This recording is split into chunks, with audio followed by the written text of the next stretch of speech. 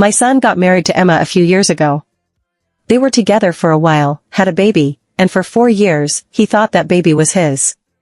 His name is on the birth certificate, he was there for all the milestones, and then, boom, he gets a DNA test and finds out he's not the father. I don't know why he got the test. Maybe he had doubts, maybe someone whispered in his ear, or maybe Emma slipped up somewhere along the way. Either way, he found out he wasn't the biological dad. But here's the thing, he still loves that kid. I won't take that away from him. He has been in the child's life since birth, and now, even after finding out the truth, he still has the kid half the time and is legally responsible. I respect that, even if I don't understand it completely. But my problem isn't about the DNA test or the fact that he's raising a child that isn't his. My problem is how I was treated before all of this and how now, all of a sudden, he expects me to step up when he never gave me that chance before. Before the divorce, I was never allowed near my grandkid. Not once. I asked to babysit multiple times, and every time, the answer was no. And it wasn't just a casual no, it was a very clear, deliberate no that hurt more than I let on. They both told me my home was unsafe. Unsafe? I raised 4 kids here. I have grandkids who have visited with 0 issues. I have animals, sure. I have horses. But everything dangerous is locked up, and I know how to take care of children. I would never put a child in harm's way. But that didn't matter to them. They didn't trust me. They didn't want me around. And it wasn't just me, they did this to all his siblings too. No family gatherings, no bringing the baby over for Christmas, nothing. It was like we weren't good enough for them anymore. Like we were some backwoods embarrassment to my son, who now had his shiny city job and his new life. My other kids saw it too, and it hurt them. Their relationship with him is strained because of it. He acted like he was better than us, like we weren't worth his time anymore. And now? Now, after everything, after treating me like I wasn't good enough for 4 years, after making sure I had no relationship with that child, he wants me to babysit. The first time he asked, I thought he was joking. I honestly did. I stared at him, waiting for him to laugh, waiting for him to say, "Just kidding, Mom, I know how you feel about this." But no, he was serious. He needed help. He had the kid almost 50% of the time now, and, surprise surprise, raising a child isn't easy when you don't have a spouse to rely on. I told him straight up, no. I will not babysit. And I made it clear why. I wasn't good enough when you thought she was your kid, so why am I good enough now? He looked at me like I had just slapped him across the face. He got angry, said I was being cruel, that this wasn't about me, that the child was innocent and needed support. And you know what? Maybe that's true. But that doesn't erase the years of being shut out, the years of feeling like I wasn't good enough, the pain of being treated like I was some irresponsible hick who couldn't be trusted with a baby. That doesn't just go away, because now it's convenient for him. We had a huge argument about it. He called me selfish. I told him he made it very clear where I stood in his life before, and I'm just respecting that now. I don't know what's going to happen next. Maybe he'll realize what he did, maybe he won't. But I am not going to pretend like those 4 years didn't happen just because now he needs something from me. I never thought I'd be back here with an update, but life has a way of taking a messy situation and making it even messier. I guess I should have known that standing my ground wouldn't be the end of it, but I didn't expect the absolute storm that followed. If I thought my son would just accept my answer and move on, I was wrong. If I thought my decision would stay between us, I was very wrong. And if I thought things couldn't possibly get more complicated, I had no idea what was coming. After our argument, I figured he would either cool off or cut me off completely. He'd done it before when I apparently wasn't trustworthy enough to be around his kid, so I wouldn't have been shocked if he did it again. But instead, he did something I never saw coming. He went to my other kids. Not just to vent, but to recruit. I started getting calls from my other children, some supportive, some furious. Apparently, my son went to them with a sob story about how I was refusing to help him in his time of need. But of course, he left out the part about how he and his ex-wife had systematically shut all of us out for 4 years. The way he spun it, he was just a single father doing his best, and his cruel mother was punishing him for something that wasn't his fault.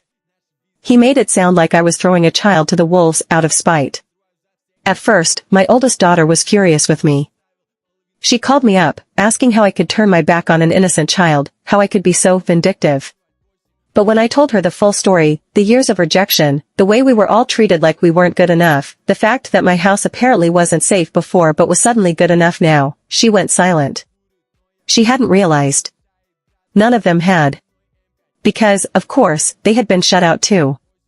And here's where things started getting really messy. The whole thing ignited a massive family argument that has since spiraled into absolute chaos. My other kids are now rehashing years of resentment, pointing out all the ways our son has distanced himself from the family, how he acted like he was above us, how he only comes around when it's convenient. And let me tell you, some of the things they said had me sitting back, realizing just how deep this had gone. My younger son brought up something I had completely forgotten about. Apparently, years ago, when my son and his ex-wife had first had the baby, my other kids had tried to invite him to a family barbecue. It was nothing fancy, just a gathering, some good food, some time to reconnect. He agreed at first, but then Emma, his wife at the time, told him that our lifestyle wasn't appropriate for a baby. She said our home was too rough, too unsafe, and that the baby wouldn't be coming. Not only that, but my son, my own son, didn't even show up. That memory hit me like a truck. Because this wasn't just about babysitting. This was about years of making us feel like we were beneath him, years of acting like our way of life was something to be ashamed of. And now, the most insane part, the part that I still can't believe happened. Emma, his ex-wife, found out about our argument. I don't know if he told her directly or if someone else let it slip, but she reached out to me. Now, this was unexpected for a million reasons, but mostly because we have never had a good relationship. She never liked me, and honestly, I never liked her. But she sent me a message saying that she understood why I was upset and that she agreed with me. That's right. His ex-wife, the very woman who spent years shutting me out of their child's life, the one who made it clear I wasn't to be trusted, actually admitted that I had a point. Apparently, she had never wanted me to babysit because she genuinely believed I was unfit, and now she found it convenient that my son had changed his tune the second he needed me. She even said that he was struggling way more than he let on and that she suspected he was reaching out to me because he had no other options. That part hit me hard. Because now I had to ask myself, was this even about the kid, or was he just looking for someone, anyone, to take over when things got too hard? But here's the real kicker. After that message, she went on to tell me something else, something huge. She said that my son had actually had doubts about the paternity for a long time. Before the DNA test, before everything fell apart, he had suspected something wasn't right. But instead of facing it, he buried it. He ignored it. He chose to believe a lie because it was easier. And that made everything click into place. He hadn't just been keeping us away because of Emma. He had been keeping us away because he knew. Deep down, he knew there was a possibility that the child wasn't his, and he was terrified of what would happen if the truth came out. He had built this perfect little life, and if he let us in, if he brought the child around, there was always a chance that someone would see something, that someone would say something, that the truth would come out. And now, it had. So here I am. Sitting with all of this, trying to figure out where to go from here. My family is in chaos, my kids are fighting, my son is furious with me, his ex-wife just dropped a bombshell, and I have no idea what happens next. But I do know one thing. I will not be manipulated. I spent years being treated like I wasn't good enough, and I'm not about to let him rewrite history now that it suits him. If he truly wants me in his child's life, he has a hell of a lot of making up to do. And if this is just about convenience? Well, he's going to have to find another babysitter. Update 2. Well, here I am again with another update, and let me tell you, I did not think things could get more chaotic than they already were. But life apparently had other plans, because what started as a personal boundary quickly turned into a full-blown family war, complete with betrayals, unexpected allies, and a plot twist so wild that I still can't believe it actually happened. After my last update, I thought things would calm down.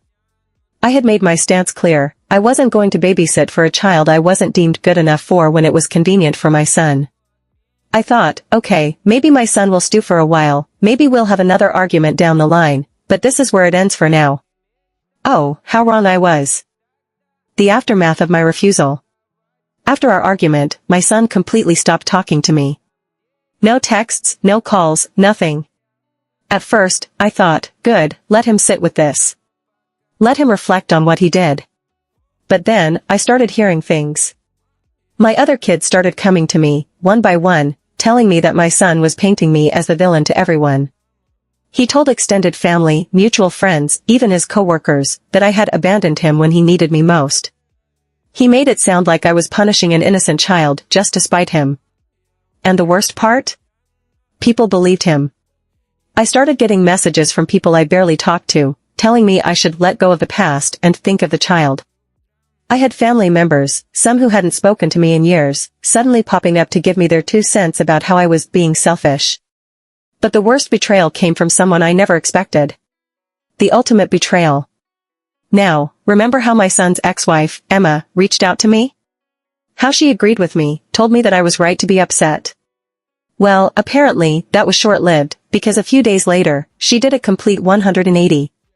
One of my daughters sent me screenshots from social media where Emma, yes, the same Emma who admitted my son was using me, was now saying that I was being cruel and childish for refusing to be in the child's life. She went on a full-blown tirade about how it was disgusting that a grown woman would punish a child for something they didn't do. I sat there, staring at those messages, feeling like I had been punched in the gut. This woman, who had spent years keeping me at arm's length, who had personally told me my house wasn't safe, was now publicly shaming me for not babysitting the child she never trusted me with in the first place. And then I realized something. Emma wasn't defending the child. She was defending herself. She realized that if my son was struggling as much as he was, if people started questioning why he had no support system, it would also reflect badly on her. After all, she had been the one who made the rules about me not being around. She had been the one who looked down on our family. If people started realizing why I wasn't involved before, she would look just as bad as he did. So, she flipped the script. She turned it into my problem. And it worked. Suddenly, people were turning against me. The situation boils over. After all this, my family was completely split. My son refused to speak to me, but still expected my other kids to be on his side. My daughters were furious with him for lying to people and manipulating the situation, but my younger son was more torn. He told me he understood why I was hurt, but he also felt bad for the child caught in the middle. That one stung. Not because I don't feel for the kid, I do. But because it made me realize how powerful my son's narrative was. Then, something happened that changed everything. The plot twist I never saw coming. My son's ex-wife, Emma, had another ex, before she married my son. A guy named Chris. Now, Chris had been out of the picture for years, but he and my son had overlapped in her life. There had always been rumors that Emma wasn't exactly faithful, but my son ignored them, until, of course, he took that DNA test and realized he wasn't the father. Well, guess who decided to come forward out of nowhere? Chris. And he wasn't just coming forward, he was coming forward with evidence. Apparently, Chris had suspected for years that the child my son had been raising might actually be his. He had done the math, and the timing lined up a little too perfectly. But Emma had shut him down whenever he brought it up, insisting that my son was the father. She even went as far as blocking him completely when he got too persistent. And here's the kicker, Chris still had old messages from Emma. Messages that suggested that she knew the child wasn't my son's the entire time. I was floored. I mean, I knew something shady had gone on, but this? This was a whole new level. And now, Chris wanted a DNA test. The fallout. When this information got out, everything exploded. My son, who had spent the last few weeks telling everyone that I was the villain, suddenly had to face the reality that his entire life had been built on a lie. And let me tell you, he did not take it well. He completely spiraled. He shut down, stopped responding to messages, even stopped showing up for work. He had spent 4 years raising this child, fighting for her, attaching his entire identity to being a father, and now he was facing the possibility that he wasn't just not the dad, he was never meant to be in the picture at all. And suddenly, I wasn't the bad guy anymore. Because people realized that while my son had been lashing out at me, the real problem had been staring him in the face the whole time. Emma. The woman who had manipulated him into cutting off his family. The woman who had lied to him for years. The woman who had gaslit everyone into believing she was the victim. Now she was scrambling. She was panicking. Because if a DNA test proved that Chris was the actual father, she could be looking at legal consequences. She could be facing a custody battle. She could be exposed for everything she had done. Where things stand now. So here I am, watching all of this unfold like a spectator at the world's most dysfunctional circus. My son is completely silent. He won't talk to me, but he also isn't talking to anyone right now. I think he's processing everything. Emma? She's desperate to control the narrative, but it's slipping through her fingers. Chris? He's pushing for the DNA test, and honestly, I hope he gets it. As for me? I'm just sitting here, sipping my coffee, realizing that my refusal to babysit literally set off a chain of events that might expose an entire web of deception. And to think, I was just trying to set a boundary. Update 3. Well, here we are again. I didn't expect to be back with another update, but when life decides to go off the rails, it really goes off the rails. I thought my last post was as wild as things were going to get. Boy, was I wrong.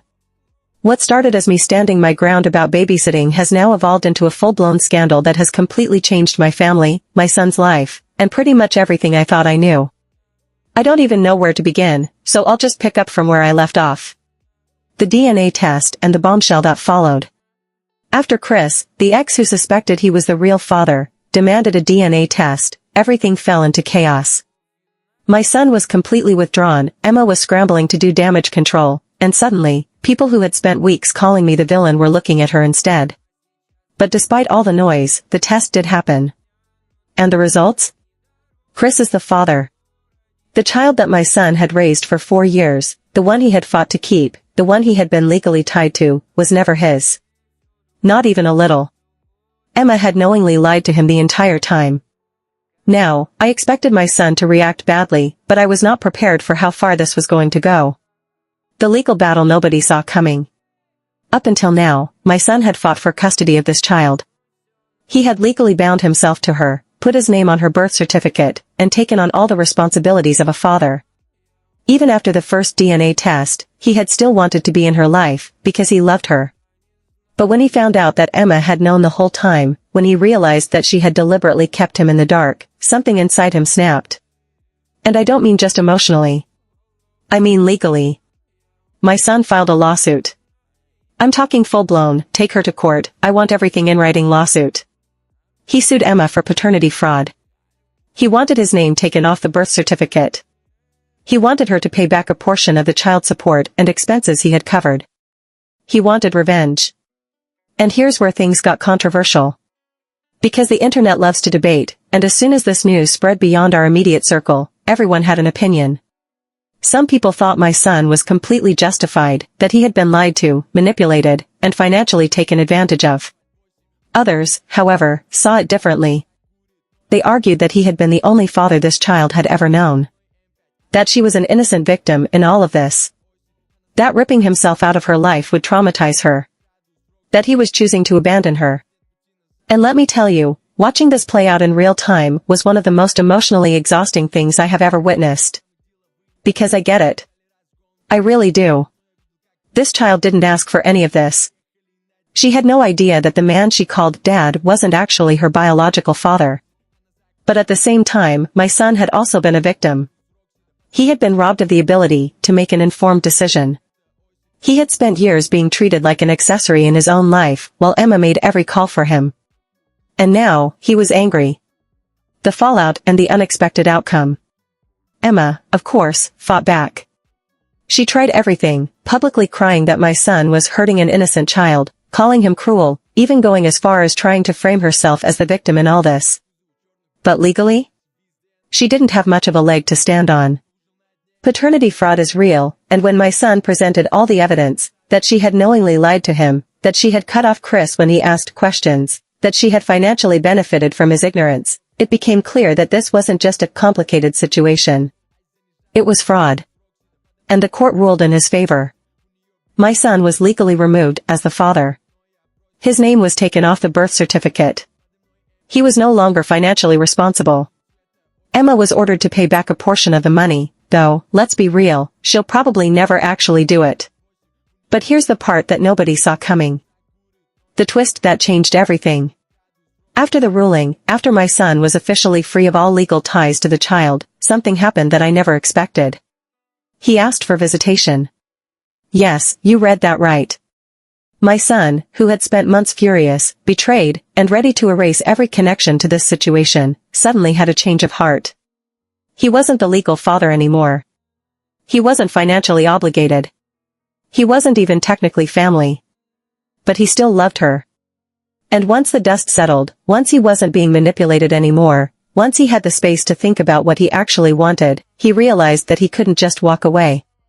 He had spent 4 years as her father. For years teaching her how to ride a bike, tucking her into bed, kissing her boo-boos, celebrating birthdays. And when he thought about that, when he looked past all the anger, he realized that she was still his kid in every way that mattered. So, he went back to court.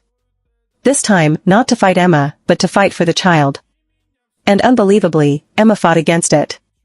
After all that talk about how he was abandoning the child, suddenly she didn't want him to have visitation. I think she was just bitter that she had lost control. But this time, my son won again. He was granted non-parental visitation rights. And let me tell you, watching that unfold was surreal. Because this man went from fighting to never see the child again to choosing to stay in her life, even when he legally didn't have to. Even when he had every excuse to walk away. Where we stand now. As for me? I'm just watching from the sidelines at this point.